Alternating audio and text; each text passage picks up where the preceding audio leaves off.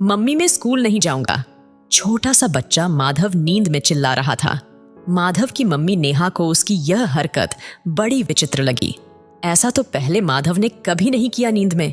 माधव तो 5 साल से लगातार स्कूल जा रहा है, पढ़ने में भी खूब अच्छा है, कभी स्कूल जाने में नखरे भी नहीं करता है। पिछली क्लास में भी टॉप आया था।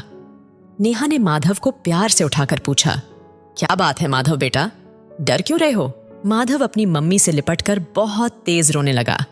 उसका शरीर गर्म भी हो रहा था। नेहा ने देखा तो उसे बुखार भी था। नेहा ने बहुत प्यार से पुचकार कर उससे पूछा। तब माधव ने बताया, आज कंप्यूटर वाले सर ने सारी क्लास के सामने उसको बहुत डांटा। सर समझ रहे थे कि मैंने बातें की है, पर मम्मी मैंने कोई बात नहीं की थी। सर ने पूरी क्लास के सामने कहा, तुम्हें नंगा कर दूंगा। सर ने पूरी क्लास के सामने मेरी पेंट की बेल्ट भी खोल दी। पूरी क्लास मुझ पर बहुत जोर से हंस रही थी। मैं बहुत डर गया। मैंने सर से बहुत बार सॉरी कहा। तब जाकर उन्होंने मुझे छोड़ा। मम्मी मैं अब अभी स्कूल नहीं जाऊंगा, माधव रोते रोते बोला। नेहा माधव की बात सुनकर एकदम सुन्न हो गई।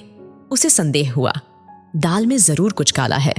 उसने अपने पति नितिन को तुरंत सारी बातें बताई।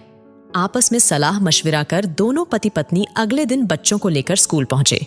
पहले तो प्रिंसिपल ने व्यस्तता की बात कहकर उनको टालना चाहा, लेकिन जब उन्होंने लिखित में स्टेटमेंट दिया तब प्रिंसिपल ने उन्हें मीटिंग के लिए बुलाया और टीचर को भी बुलाया गया।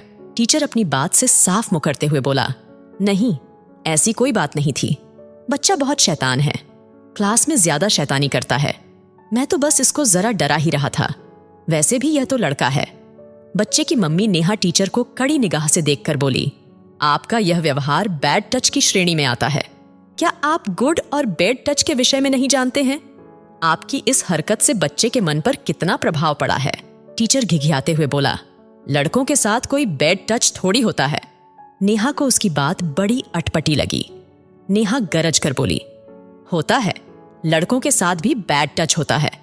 नेहा की बात सुनकर टीचर अपनी गलती मानने लगा, लेकिन नेहा उसे माफ करने को तैयार नहीं थी, क्योंकि आज यह वारदात उसके बच्चे के साथ हुई है, कल किसी और बच्चे के साथ भी हो सकती है।